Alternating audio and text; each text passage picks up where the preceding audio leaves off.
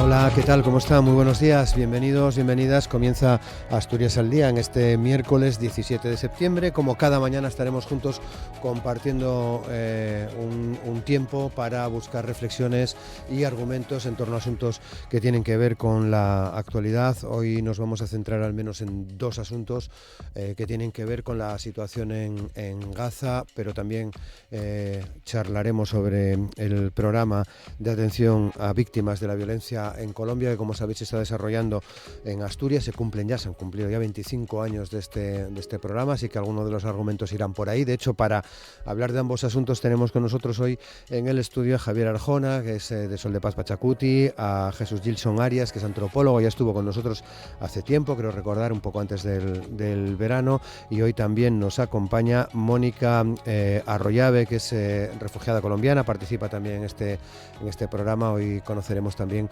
cuál es su historia, y a lo largo del programa vamos a intentar conectar con Jaldía Abubakra, que está viajando en la flotilla de la Libertad, camino de Gaza. En esa flotilla también está Mauricio Morales, así que vamos a intentar charlar con ambos en torno a cómo están viviendo estos días y sobre todo en esta jornada, en este miércoles, después de conocer ayer que una comisión de investigación independiente puesta en marcha por la ONU ha concluido que Israel está cometiendo un genocidio en Gaza y que altos mandatarios israelíes, incluyendo el primer ministro Benjamín Netanyahu, han incitado estos actos. En Gaza está ocurriendo un genocidio, ha declarado la jurista sudafricana Navi Pillay, quien preside esta comisión de investigación en el territorio palestino ocupado.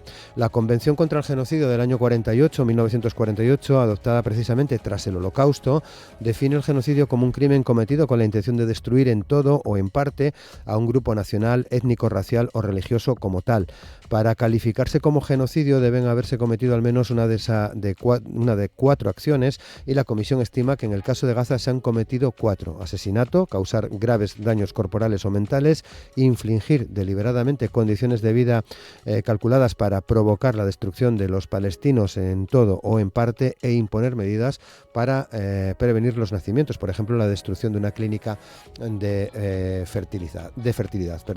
Las pruebas utilizadas incluyen entrevistas con las víctimas y testigos, entre ellos personal médico, documentos verificados y análisis de imágenes por satélite, todas ellas recopiladas desde el 7 de octubre de 2023. El informe cita como responsables del genocidio, además de a Netanyahu, al presidente de Israel, Isaac Herzog, y al exministro de Defensa, Yoav Gallant. El informe legal de la comisión, de 72 páginas, es hasta ahora el más duro sobre la situación en la franja, pero la comisión en sí es independiente y no habla en nombre de la ONU. El Tribunal Internacional de Justicia, con sede en La Haya, estudia, como saben, lo hemos comentado muchas veces en el programa, una denuncia de Sudáfrica contra Israel por genocidio, pero que puede tardar aún años en emitir un fallo. Las conclusiones se han hecho públicas en el mismo día en que Israel iniciaba una nueva ofensiva terrestre para ocupar toda la ciudad de Gaza, donde, según la ONU, se refugiaban o vivían 1 millón de palestinos, y cuando han muerto ya más de 65.000 personas, aunque la cifra real puede ser muy superior. Israel no ha colaborado con la comisión, a la que ha acusado de tener una agenda política anti-israelí. Tras conocerse el informe, el gobierno de Israel ha asegurado que se basa en falsedades de Hamás, blanqueadas y repetidas por otros. Según un comunicado enviado por el Ministerio de Exteriores israelí y recogido por la agencia EFE, los que han elaborado el informe actúan como representantes de Hamás y son conocidos por sus posturas abiertamente antisemitas. Israel suele acusar de antisemitismo a todo aquel que critica sus políticas con los palestinos. Por otra parte, la Comisión Europea va a presentar hoy miércoles un paquete de medidas para tratar de suspender parcialmente ciertas disposiciones comerciales del acuerdo euromediterráneo con Israel. La propuesta será anunciada en rueda de prensa por la jefa de la diplomacia comunitaria, Kaja Kallas, y el comisario europeo de Comercio, Maroš Šefčovič. Los socios de Pedro Sánchez, los socios del gobierno en España, entre ellos Sumar, han aplaudido la decisión, por otra parte, del Consejo de Administración de Radio y Televisión Española de retirar a la delegación española de Eurovisión y no emitir el festival si Israel Israel participa en él como medida de presión por la masacre en la Franja de Gaza. También exigen que se apruebe ya, lo dicen los socios de gobierno, el embargo de armas y que exija su expulsión de todos los eventos internacionales, culturales y deportivos. El Partido Popular ha cargado contra lo que denomina tacticismo del presidente del gobierno, Pedro Sánchez, a quien acusa de usar electoralmente el sufrimiento de los gazatíes para tapar la corrupción. También contra la hipocresía del Ejecutivo por pedir la exclusión de Israel de Eurovisión o de la Vuelta Ciclista a España, pero mantener a España en el Mundial de Atletismo de Tokio. A su juicio, el presidente Sánchez no es un aliado, es un aprovechado que usa a las víctimas de la masacre en Gaza como escudo electoral. Este es el asunto de partida del programa de hoy. Como les decía, también queremos hablar de, por ejemplo, el Día Internacional de la Paz 2025, que se va a conmemorar dentro de unos días en todo el mundo, en concreto el próximo 21 de septiembre, el próximo domingo. El lema elegido es "Actúa ahora por un mundo pacífico", que insta a todas las personas a movilizarse con medidas concretas en favor de la paz. Y como les decíamos también al inicio, se cumplen 25 años de este programa asturiano de atención a víctimas de la violencia en Colombia, así que queremos aprovechar también para valorar cómo se está desarrollando la edición de este año y cómo se está trabajando en Asturias cuando se cumplen esos 25 años. Asturias al día, con Roberto Pato.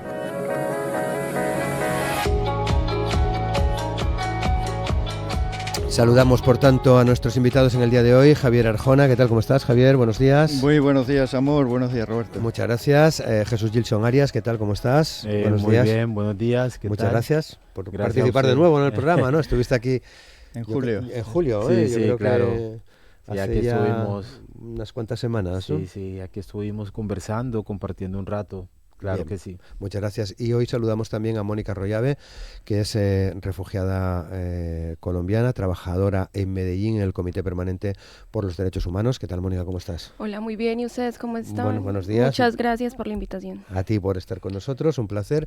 Bueno, como les decía, vamos a intentar conectar con Jaldía Bubakra o con Mauricio Morales. De momento no estamos teniendo mucha suerte, pero nosotros, ya saben, lo seguimos intentando para hablar, Javier, de la situación en Palestina y sobre todo para comentar algunas de las últimas decisiones que se han tomado. Me gustaría empezar contigo, en este caso, por el informe que se presentaba, que se conocía ayer, de esas 72 páginas de esa comisión de investigación independiente puesta en marcha por la ONU, donde abiertamente se habla de genocidio. Sí, es contundente el informe, como lo fue ya contundente 2 semanas atrás el de las personas expertas sobre este tema, de la Convención del Genocidio, ¿no? ¿Por qué hay tanta preocupación en el mundo mundial y aquí en Asturias y en España sobre ¿es genocidio o no lo es? Hace mucho tiempo que ya se dijo que lo era, y en todo caso, en primer lugar, hay sentencia de las 2 cortes internacionales que afectan a la población palestina y a toda la población del mundo, que dicen lo que está ocurriendo allí, sea lo que sea, porque puede tardar, como tú has dicho, muchos meses en resolverse, lo que está ocurriendo allí, deténganlo, párenlo. Esa es una orden que se ha dado y los gobiernos tienen la obligación de hacer cumplir esa orden. No se está haciendo esa parte y tenemos esta semana, creemos nosotras, un avance significativo en la parte española, ¿no? En la parte gubernamental, con lo que decidió el Consejo de Ministros, con lo que está pendiente, ¿no?, de cumplimentar de lo anunciado por Pedro Sánchez. Por eso decías tú que alguna parte del gobierno está reclamando que se haga ya, ¿no?, lo del embargo de armas, como muy, muy esencial. Es decir, si está bombardeando, que es elemental que quien proporcione armas de cualquier tipo, aunque sea a nivel limitado, como es el caso español, y sobre todo si es a nivel tan grande como está proporcionando Estados Unidos y Alemania, ¿no? Tienen, obviamente, responsabilidades mucho mayores, pero las nuestras al menos que se quiten de en medio, ¿no? Eso es una demanda de ahora mismo, y ayer en la concentración que hubo en Siero pues se recordó todo esto, ¿no? Cómo seguir avanzando. Están, desde luego, las medidas significativas que se habían demandado por el movimiento social de que no participemos en el lavado de cara, ¿no?, en Eurovisión, por ejemplo. Bueno, pues es un avance significativo. Si va a Israel, no estamos nosotros. Bueno, era lo que se estaba solicitando, ¿no? Y en todo caso que que no vaya a Israel, que no pertenece a Europa, que no esté ahí lavando la cara del sionismo criminal, ¿no? Los llamamientos que se hacen a la COI, al Comité Olímpico Internacional, de que en otras esferas del deporte no vuelva a ocurrir lo de la Vuelta a España. Y lo de la Vuelta a España, hay que decirlo aquí de nuevo, en las ondas, ha sido una sublevación popular frente a lo que se estaba ahí tratando de poner de manifiesto, es decir, el lavado de cara a través del deporte y a través de un multimillonario que aporta a ese equipo israelí del genocidio. Si no le quieres llamar genocidio, bueno, hay unas lamentables declaraciones de alguna diputada de que la ONU no debe decirlo. Entonces, si no lo dice la ONU, ¿quién lo va a decir, no? Algunas diputadas deberían estudiar derecho internacional y ver en qué medida se está deteriorando el derecho internacional en este exterminio del pueblo palestino que nadie puede negar, que ocurre todos los días y ayer también. Así es que hay avances considerables y hay cosas que están por cumplir, entre ellos el embargo de armas y sobre todo que se detenga la masacre, ¿no? Es importante la calificación de genocidio, ¿no? Muy Eso importante. Está fuera de toda duda. Pero también llama un poco la atención ese debate semántico que se establece en torno a lo que vemos cada día, de lo que está ocurriendo en Gaza, sea genocidio. Exactamente, yo creo que la gente está un poco perpleja. Tanta importancia tiene importancia que se determina, porque eso determina que son órdenes de que debe evitarse, pero la orden de que debe evitarse ya ha sido dada, es que eso se está ocultando mucho, ya ha sido dada, hay que cumplirla, tenemos la obligación de cumplirla, los gobiernos, de todos los del mundo, lo está incumpliendo Israel, lo está incumpliendo Estados Unidos, lo está incumpliendo Alemania, Gran Bretaña, Italia y España. De momento todavía hay una parte considerable que no lo está cumpliendo y tienen la obligación. Eso no está en debate, eso hay que hacerlo. Otra cosa es que además, si se determina que es genocidio, pues tiene que haber unos culpables. ¿Por qué hay una orden de detención con Netanyahu? Es por eso, porque hay unos culpables, ¿no? Y ayer se vuelve a ratificar por esta comisión de expertos. Entramos en tiquismiquis de que si es obligatorio o no es obligatorio lo que ayer determinaron las personas expertas. Es determinante, es clarificadora y es muy elemental. Pero toda la gente en el mundo, y hoy que nos acompañan dos personas de Colombia, un país que ha sido muy claro, ¿no? Su gobierno en este tema, pues también hay que decirlo. ¿Qué más hay que hacer? Pues el señor presidente de la República de Colombia lo está diciendo. Tiene que haber una fuerza de paz que pare todo esto. ¿Cómo valoráis? Luego hablamos con Gilson y con Mónica. La actuación de España, porque también hay críticas, lógicamente, en torno al papel que está desarrollando España en los últimos tiempos. Veremos a ver qué ocurre en el próximo Consejo de Ministros de la próxima semana, porque, como sabes, ayer se explicaba por parte del Gobierno que esas acciones van a ir al próximo Consejo de Ministros porque, bueno, en cualquier caso parece que tiene cierta complejidad, ¿no? El revertir algunos acuerdos. Pero ¿cómo valoráis esa oposición que está desarrollando ahora el Gobierno de España? Sí, lo que decía antes, consideramos que hay un avance considerable. Hay que tener en cuenta lo que vivimos en este país, que la gente que se manifiesta en Alemania, en la Gran Bretaña, en Italia, incluso en Francia, no pueden ir con la misma claridad que vamos nosotros ayer en Siero y en el resto de las actividades, ¿no? Con las cufillas, con las banderas. Son acciones más valerosas, masivas, ¿no? En todos estos países, en contra del genocidio, pero con una represión mucho mayor de la que estamos sufriendo aquí. Aquí también hay acciones represivas y se han visto en la vuelta, todas innecesarias, absolutamente innecesarias. Eso de que golpeen a gente encadenada, como ocurrió aquí en Asturias, eso es de una cobardía tremenda y hay que denunciarlo, ¿no? Y tendrán que expresarse también en términos judiciales. De que la propia policía lance las vallas que estaban ahí protegiendo, como se ve en la Puerta del Sol, ¿no? Como es evidente.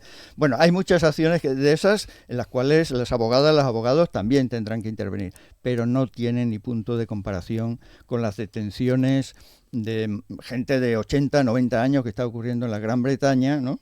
Entre ellos actores o directores de cine muy famosos, ¿no? O músicos, ¿sí? O músicos, o veteranas de la lucha por la paz, ¿no? Judías, antisionistas, como está ocurriendo ahí, o la enorme represión que cada día ocurre en Alemania frente a esas expresiones. Y sin embargo esas expresiones se producen, masivas, intensísimas.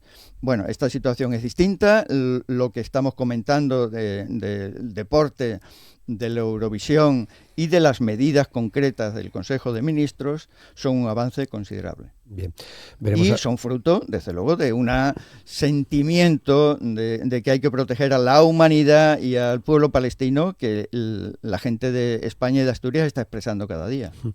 Veremos a ver qué ocurre hoy, qué dice la Unión Europea. Sí. ¿Qué expectativas te genera?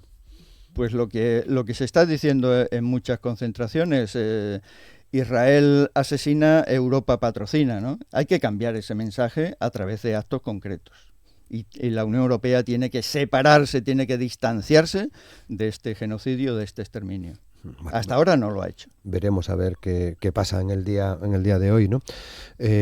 También escuchaba argumentos en los últimos días en torno a cómo estas manifestaciones pro-palestinas tienen un carácter transversal. Arjona, tú que conoces bien el tejido asociativo en Asturias, es así, hay gente que habitualmente no suele participar en otras concentraciones, en otras movilizaciones, pero que se está sumando a todo esto. Lo que estamos notando, todavía estamos a pocas horas, ¿no?, de la culminación de la Vuelta Ciclista allá en Madrid, y eso está repercutiendo de la cantidad de etapas, ¿no?, en que ha habido manifestaciones muy contundentes, muy certeras, ¿no?, en relación a expresar ese rechazo al lavado de cara. Lo que ocurrió ayer en Siero, como hecho más reciente, ¿no?, hace pocas horas, efectivamente se está viendo que hay una preocupación mundial por este genocidio televisado que vemos a cada minuto. Nos cuesta ver esas imágenes, pero están ahí, ¿no?, del exterminio. El día de ayer, a cada medida que toma nuestro gobierno nos llaman antisemita, como tú decías ahí, ¿no? A todos nos llaman antisemita. Y nos llaman antisemita a gente que ni siquiera son semitas, porque buena parte del Consejo de Ministros de Netanyahu no son semitas. No son de esa parte del mundo, son del norte de Europa, ellos y sus familias. Y sí son semitas, en cambio, toda la población palestina. Hay una perversión del lenguaje en ese caso, ¿no? Se quiere señalar un antirracismo que no lo es todo lo contrario. Lo que tenemos ahora mismo encima de la mesa es un racismo y una limpieza étnica tremenda que nunca se había dado. Efectivamente, frente a eso hay una población que no es de ninguna ideología, simplemente está viendo que la humanidad está poniéndose patas arriba, que el derecho internacional está siendo roto completamente y que eso, alguna medida, alguna protesta, alguna digna rabia hay que expresar. Y efectivamente son multifacéticas de todos los sentidos las expresiones de solidaridad que hay ahora mismo. Bueno, pues pendientes también de esta segunda jornada, de esta ofensiva que Israel comenzaba ayer, ¿no? Veremos seguramente las imágenes. Gaza arde, dice un ministro de allá, ¿no? Aunque podamos imaginarnos cómo van a ser, ¿no? Pues nos sorprende cada día la capacidad de destrucción que tiene este régimen, porque de otra manera no se puede llamar, ¿no? Aquello era Palestina, sigue siendo Palestina, otra cosa es que lo hayan ocupado ilegalmente, pero nos sorprende cada día, ¿no? Váyanse de la ciudad, ordenan. ¿Y a dónde van? ¿A dónde van esas personas? ¿A dónde va 1 millón de personas? Están las iglesias, tanto las católicas, cristianas, ortodoxas, que se han expresado: no podemos irnos de aquí, ni tenemos condiciones para irnos, ni queremos irnos. La gente cristiana de las iglesias, porque aquí estamos cuidando a algunas personas que no dejan cuidar en la UNRWA o en otras instancias humanitarias, ¿no? Están atacando a la UNRWA, están atacando a Médicos Sin Fronteras, están atacando a todo el mundo. Eso es inadmisible y no hay respuesta frente a eso. No tiene que haber un cuerpo de paz que ponga paz en ese territorio. Pues parece que esa medida cada vez es más perentoria. Y una cosa más, luego abriría los micrófonos al resto de invitados. Javier, ¿cómo está la población palestina que reside en Asturias? Hay poquitas, hay muchas peticiones de salida de gente palestina, sobre todo de Gaza, pero también de Cisjordania, que quieren salir y no hay condiciones. El gobierno español no encuentra condiciones, el gobierno español nos está respondiendo que solo los que tienen familia familia o allegados de nacionalidad española, con lo cual hay una limitación muy marcada. La gente que está aquí, bueno, alguna ha conseguido, hay una persona que ha conseguido trabajo en la universidad, fruto de la plataforma Uniovi por Palestina, que está trabajando en ese campo. Son muy poquitas y son muchos, miles, millones desde luego, pero algunos miles que quieren salir por sus condiciones de salud y el deterioro que tienen, y bueno, y porque tienen derecho a salir en su caso, ¿no? Pero no se está respondiendo a esa demanda. Bien. Gilson, ¿cómo estás observando desde Asturias todo lo que está ocurriendo en Palestina? Llegabas aquí hace muy poco tiempo a Asturias, con lo cual me imagino que ya en Colombia estaba siguiendo lo que estaba ocurriendo, lo que viene ocurriendo en Palestina desde el pasado 7 de octubre de 2023. ¿Qué reflexiones haces ante esta situación? Pues bueno, lo que yo observo es lo siguiente. Uno creería que en tiempos modernos, en el siglo que estamos, todo el tema de evolucionista, lineal, de razas perfectas y de poderes absolutos ya había quedado en el olvido, cuando el derecho internacional humanitario ha sido una bandera que últimamente había estado muy arraigada en las naciones del mundo, en todos los pueblos del mundo, y que hoy en la actualidad se está eliminando un grupo étnico por intereses económicos, ideológicos y racistas. Pues esto, como pueblo negro, yo soy afrodescendiente, me recuerda a lo que pasó con mi pueblo también, con la historia de África, con los afrodescendientes, cómo nuestra población desde el proceso de colonización fue eliminado, pero cómo a través también, mediante la colonia, se dio eliminación o se intentó eliminar un grupo étnico. Entonces, para nosotros es lamentable lo que está pasando en Palestina, porque son nuestros hermanos de lucha, nuestras hermanas de lucha. Es un grupo étnico que ha resistido, un grupo étnico que le abrió las puertas a lo que hoy llaman el Estado de Israel, pero vemos cómo ese Estado, junto con otros países, le devuelven con dolor, le devuelven con odio esas puertas que ellos abrieron en algún momento desde su humanidad o desde su sentido humanitario. Entonces, nosotros en el Chocó hace pocos días levantamos la bandera palestina en la Universidad Tecnológica del Chocó, rechazando lo que está pasando en Palestina, apoyando las decisiones de nuestro presidente Petro, que ha declarado que es algo inadmisible lo que está pasando hoy día y en este siglo, pero también lo que nos lamenta y lo que nos entristece, o como dicen acá, lo que nos da pena es ver el silencio también que hay de algunos países, viendo cómo desde la cuestión de una economía de la vida, donde se ha monetizado la existencia, donde los intereses económicos han llegado a ser superiores, donde muchas instancias internacionales han guardado mucho silencio, para nosotros es lamentable. Entonces creo que una de las soluciones es los actos que estamos realizando, como el que hubo ayer en Ciero y en otros lugares de Asturias y en otros lugares de Colombia, en otros países donde hemos manifestado que no admitimos y que no permitimos que se siga eliminando un grupo étnico como la población de Palestina. Entonces, el llamado es a seguir en estos espacios de lucha, en espacios como estos que estamos aquí, donde ponemos de manifiesto que primero es la esencia humana, que primero es la humanidad, que primero es la hermandad de los pueblos, y el internacionalismo es algo que debe predominar, independientemente de las ideologías. El fascismo, la verdad, creíamos que era algo del pasado. Yo pensé que el fascismo ya había quedado atrás. Pensé que era el fin de la historia desde ese pensamiento fascista, racista, y de creer que una raza es superior y que unos tienen derecho a vivir y otros tienen derecho a morir. Eso es inadmisible, que hoy permitamos que ocurra la eliminación de un grupo étnico, que hoy tantos niños sean asesinados, que hoy tantas madres tengan que llorar todos los días. Leer noticias de Palestina es muy lamentable. El corazón se me pone triste, la verdad. Yo he sido de procesos de lucha y lastimosamente la lucha aunque no sé lo que voy a decir, la lucha, cuando tú ves muchas luchas, a veces se te hace muy difícil expresar, digamos, tristeza, dolor, porque la lucha te hace volver muy fuerte como persona, pero no te hace insensible.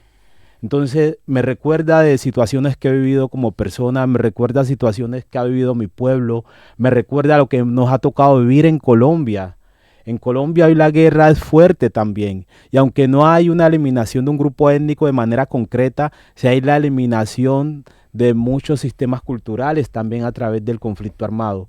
Entonces vemos cómo esto de Palestina es una cuestión que tiene una planeación internacional, porque esto no podemos verlo de manera aislada, o que solamente es Estados Unidos, o que solamente Alemania, o que solamente Inglaterra, sino también es ver cómo es un conglomerado de países de intereses económicos que necesitan esos territorios, que necesitan los minerales que hay allá, que necesitan esa materia prima para poder seguir negociando la vida. Entonces eso es lo que observamos. Y ver lo de Palestina me lleva un poco también a lo que está pasando hoy en el Caribe, en Venezuela. Cómo de alguna manera se está tratando de invadir Venezuela, y nos preocupa como colombianos. Venezuela es nuestro país hermano, que pueda generarse otra Palestina allí al lado de nuestras puertas. Es eso que es la manera como veo la situación, que para mí es muy preocupante. Mónica, ¿cómo estás tú reflexionando en torno a toda esta situación que estamos hablando? Claro que sí. Bueno, efectivamente Colombia ha sido uno de los pocos países que se ha levantado y ha generado unos bloqueos económicos hacia Israel, que eso hay que reconocerlo, pero uno también entiende que a pesar de que tenemos un presidente que se levanta contra los bloqueos, también hay unas repercusiones, que en este caso fue lo que pasó esta semana, que el gobierno de Donald Trump ha desertificado a Colombia como un país que va a la lucha contra las drogas, cuando Colombia y en el gobierno de Gustavo Petro se han encontrado diferentes carteles, se han encontrado también, hay diferentes golpes contra algunos grupos armados que se dedican al tema del narcotráfico. O sea, efectivamente sí hay una lucha contra la droga, pero obviamente por estas posturas políticas, ideológicas y económicas que ha tenido el gobierno, entonces tratan como de golpearlo de alguna u otra forma, que eso también se ha evidenciado. En cuanto al tema de lo que se está viviendo acá en Asturias, en España, pues la verdad yo admiro a las personas que día a día se levantan y día a día están en algún tipo de manifestación, a esas personas que pusieron sus cuerpos en las vueltas a España, exacto. O sea, eso es un orgullo, y se veían personas de diferentes edades, se veían jóvenes, se veían adultos. O sea, realmente es una solidaridad que traspasa también esa edad etaria, ¿cierto? Que de pronto dicen, no, es que como son tan mayores o las personas grandes, de pronto no les importa eso, o de pronto tienen una postura más conservadora, y realmente no. O sea, realmente los derechos humanos no pueden tener ningún tipo de ideología, los derechos humanos son humanistas, y eso es lo que nosotros tenemos que fomentar. Bien, sobre la Flotilla de la Libertad, que no estamos teniendo mucha suerte, pero creo que estáis en contacto, en la medida de lo posible, Javier, con la gente que está viajando en estos barcos, ¿no? Sí, pudimos comunicar con Jaldi Abubakra, que por cierto parece que estaría por aquí en una jornada de Pachacuti en noviembre, si todo va bien en la flotilla. De momento está en la flotilla. Y tenemos contacto con Mauricio Morales, que es colombiano, fotoperiodista, pero que vive en Asturias. Su familia vive en Asturias, él ahora mismo está en la flotilla. Ayer pudimos conversar con él. El domingo había salido una parte de la flotilla de Túnez, después de algunas averías técnicas de algunos barcos, y después del ataque con drones a dos de estos barcos, que provocaron pequeños incendios. Ahí hubo, han sido Israel o no ha sido? Varios días para demostrar otra vez que efectivamente quién iba a ser, ¿no? Pero se ha demostrado de nuevo que los drones significan pues una advertencia de Israel de lo que pueda pasar, ¿no? A partir de ahora. Que la flotilla está en alta mar, en el Mediterráneo, para esperar a otros barquitos que llegan desde Italia y otros que llegan de Grecia, y ahí ya se conformarán como grupo. De momento ayer decía que había como 43 barcos, lo cual es la flotilla mayor de la historia en estos términos. Y ahí van figuras relevantes, ¿no? Como es conocido, algunas actrices norteamericanas, alguna jovencita conocida, ¿no? Por su defensa de la madre tierra, como Greta, ¿no? Thunberg, que por cierto no solamente ha dicho vamos a llevar esta ayuda humanitaria y tratar de hacer un corredor humanitario y tratar de señalar que esto es inaudito, ¿no? Que no permitan, porque todos los camiones, recordémoslo aquí, siguen en la frontera esperando a que los dejen entrar y Israel no los deja entrar. O sea, la comida está allí, pero no la dejan entrar. Y los alimentos, quiero decir, y las medicinas y todo lo demás están allá. Esto lo que trata es de abrir una brecha. Y lo que dice Greta, pero es que también lo que queremos es llamar la atención de nuestros gobiernos para que tomen la decisión que les corresponde, tal como indican las Cortes Penales Internacionales, ¿no? Bueno, pues ya nos irás contando cómo va evolucionando todo esto, porque el domingo, día 21 de septiembre, conmemoramos el Día Internacional de la Paz 2025, con estos mimbres que tenemos sobre la mesa, ¿no? Y con ese lema de actúa ahora por un mundo pacífico. Tenemos el Día de la Paz. Lo dice la ONU.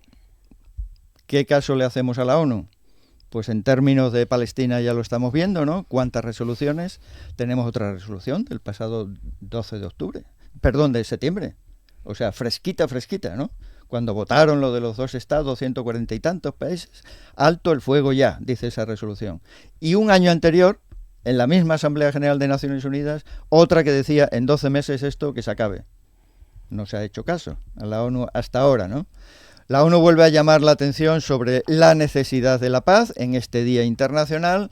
La ONU, parece obvio decirlo, la componen todos los gobiernos del mundo. Tienen la obligación de hacer cumplir, ¿no? En relación con el Día Mundial de la Paz. Aquí en Asturias va a haber una movilización. Sale a las 12:30 del Paseo Begoña, domingo 21 de septiembre, por esto del Día de la Paz, siguiendo las recomendaciones de la ONU. Trabajemos para la paz. Y para trabajar para la paz, en el caso asturiano, estamos señalando, no se debe incrementar los gastos militares. Estamos en una situación muy penosa en ese sentido. Ya lo hemos comentado aquí en Asturias al Día, ¿no? Cuando se ha reunido la OTAN, cuando ha venido Estados Unidos a imponernos un aumento de los gastos militares, cuando muchos gobiernos lo han asumido acríticamente, por no decir sumisamente. Es decir, hay un lameculismo muy evidente frente al señor norteamericano en este tema, que se expresa al final en que ese dinero de dónde va a salir. Va a salir de nuestra educación, va a salir de nuestra sanidad, va a salir de nuestras necesidades sociales. Estamos hablando de eso. El rearme produce que perdamos derechos. Inevitablemente no se pueden inventar los dineros. Por lo tanto, contra el rearme, contra las guerras, es la movilización del día 21 en Xixón. A partir del mediodía, decías, a las ¿no? 12:30 sale del Paseo Begoña y convoca Asturias por la Paz. Bien, más asuntos. Creo que hace unos días, 10 y 11 de septiembre, hacíais un encuentro en torno al programa de atención a víctimas de la violencia en Colombia, 25 años, ya lo hemos comentado en los últimos programas, las últimas veces que habéis venido por aquí, pero bueno, habéis puesto de manifiesto, digamos, y de manera conjunta esta efeméride, ¿no? Estos 25 años. Sí, fueron 2 jornadas hermosas, una de debate, por así decir, sobre el extractivismo, es decir, el robo de materias primas en determinados lugares, y en este caso concreto en Colombia, ¿no? Nada menos que con una ex ministra de Trabajo de allá, Gloria Inés Ramírez, ¿no? Estaba ahí presente, y nada menos que con la nueva secretaria general, consejera mayor, dicen allá, de la Organización Nacional Indígena de Colombia. Además de otras personas como Tom Cuchar de Ecologistas en Acción, y la inestimable presentación de Mónica y Gracie en este caso, ¿no? por la parte colombiana. Es una jornada que está ahí recogida, ¿no? Los aportes que se hacen. Fíjate que ayer precisamente en Colombia hubo otra movilización importante en esto del extractivismo, en Cajamarca. Uno de los lugares donde la población se opone a la mega minería que dicen allá. Ya se había aprobado en una consulta popular hace 7 años y bueno, ahora insisten en que lo que se aprobó en la consulta popular hay que ponerlo en práctica, por ejemplo, ¿no? O ayer también, en el vecino país de Ecuador, hubo una movilización de 100.000 personas, que se dice pronto, en la provincia de Cuenca, en la ciudad de Cuenca, Cuenca ecuatoriana, en defensa del agua. Estamos hablando de temas de máxima actualidad y que intervienen en el nuevo neocolonialismo, como decían los ponentes en este caso. Y el día 11, que era el aniversario 20 del asesinato de Luciano Romero, pues hubo otra actividad también muy bonita en el Palacio Conde Toreno, recordando estos 25 años, de los cuales Asturias debe estar orgullosa, así se dijo allí, ¿no? Por parte de la CEAR, por parte de la directora de la Agencia Asturiana de Cooperación, por parte del señor cónsul de Colombia en Bilbao, porque en Asturias no tenemos cónsul. Él dijo que sí, que lo atienden, ¿no? Él dijo en directo, pero bueno, estaban ahí presentes en este acto de reconocimiento de una labor muy colectiva de muchas organizaciones asturianas y colombianas e instituciones españolas implicadas, ¿no? El gobierno de Asturias, el gobierno español, la embajada allá. Fruto de todo eso, como se sabe, que estén aquí presentes ahora mismo Gilson y Mónica, ¿no? Por cierto, Mónica, ¿por qué estás aquí? ¿Qué es lo que haces en Colombia que hace, que tiene como conclusión que vayas a estar compartiendo con nosotros en Asturias estos 6 meses que nos quedan de este año? Listo, bueno, pues inicialmente yo hago parte de la Asociación Colombiana de Estudiantes Universitarios. Ahí fue donde yo empecé como a relacionarme con el tema de los derechos humanos, la defensa de los derechos humanos, y conocí el Comité Permanente por los Derechos Humanos. Desde ahí, entonces, hemos venido haciendo trabajos con las comunidades, hemos venido acompañando diferentes movilizaciones, como por ejemplo la movilización inicial del año 2019, que terminó en el 2021 como un estallido social, que se levantaron las juventudes colombianas frente a un sistema que nos estaba ahorcando, que nos estaba presionando también como estudiantes, como trabajadores, etcétera, etcétera. Bien, por lo tanto, amenazas, efectivamente, situaciones muy difíciles para ti, para tu familia, lógicamente, ¿no? Sí, es una serie de amenazas que empezaron a partir de febrero de este año. Nos envían amenazas por medio de correo electrónico, WhatsApp. Y lo último que sucedió fue que enviaron en la sede de la organización un ramo fúnebre. Entonces, obviamente, eso tiene unas implicaciones también en nuestro quehacer político, en nuestro quehacer personal, porque entonces uno ya deja de asistir a diferentes espacios, deja de hacer lo que realmente a uno le mueve, entonces uno siempre es pendiente de qué está pasando detrás de mí, si estoy caminando bien por donde voy, qué es lo que sucede alrededor nuestro, qué está pasando alrededor de mi casa, si también van a tratar de hacer algo contra la familia, contra mis amigos, contra las personas que me rodean. Eso también es algo que acá en Asturias pues se ha venido obviamente tranquilizando, porque yo venía de una tensión constante y acá es una paz, realmente se siente una tranquilidad estar acá. Vale, o sea que llevas estas semanas, estos meses aquí con nosotros, a gusto. Solo semanas. Es la última que ha llegado. Ha llegado la última. 27 de agosto. 27 de agosto, o sea que prácticamente el otro día, ¿no? Ay, sí. O sea, te queda todavía por delante, digamos que estás conociendo, contactando en estos días con la gente de Asturias, ¿no? Exacto, sí. ¿Cómo está yendo todo eso? ¿Cómo estás viendo nuestra comunidad? Bueno, la verdad, las personas son muy solidarias, son muy amables, desde el primer momento en que yo llegué acá, había una actividad sobre Palestina en una de las playas de Gijón, y también ahí conocí pues como esa amabilidad de las personas. El tema de la comida también ha sido amable. La comida es perfecta, sabe muy rico. Por ejemplo, en mi región Antioquia, yo soy de Medellín, uno come al desayuno la arepa. Entonces la he tratado como de reemplazar por otros alimentos, pero eso lo extraño mucho, mi arepa con mantequilla en las mañanas, pero igualmente pues también estoy dispuesta a abrirme tanto al tema cultural como al tema también de la comida, que también es importante conocerlos a ustedes y que muchas cosas de las que hay acá en España también son replicadas en Colombia de alguna u otra forma, entonces también es lindo tener como esas conexiones culturales acá. ¿Qué te pasa lo mismo con la comida?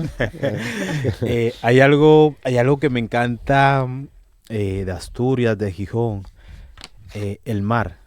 Yo soy del Chocó, en el Chocó tenemos el Océano Pacífico y el Océano Atlántico, entonces cuando yo llegué acá y vi el mar, fue una manera de estar presente en mi territorio. La comida de mar me fascina. Cuando estoy con un plato de comida asturiana, es de alguna manera regresar al Chocó, es de alguna manera regresar a Colombia. Muchas palabras, por ejemplo, prieto, que acá es negro. En el Chocó se utiliza también prieto, muchas palabras. Acá vemos que al pronunciar algunas frases o palabras también se omiten algunas letras. Lo mismo ocurre en mi departamento del Chocó en Colombia. Entonces, esa conexión cultural, ese simbolismo también de significado semántico, pero también pragmático, hace que uno en Asturias no se sienta lejos. La verdad, no me siento lejos de casa. El sentido humanista a través de Pachacuti, de los compañeros y compañeras que están allí, que me parece una acción muy filantrópica la que han hecho, el colectivo Luciano Romero, ese acogimiento que tenemos y lo que más me llama la atención, que no es solamente traernos acá y ponernos allí, sino también es esa parte de cómo estás, cómo te sientes, cómo te va. Estamos aquí para acompañarte, estamos aquí para estar contigo. Sí. Entonces creo que esa parte humanista que a veces se olvida en los procesos es fundamental y no sé, pues acá he hecho muchos amigos, he hecho muchas amigas, he ido a muchas folichas, he estado bailando asturiano. Hay un tipo de música que cantan acá que cuando yo la escuché la verdad que me sorprendí porque en mi tierra tenemos el alabao. Y fue como escuchar un alabao.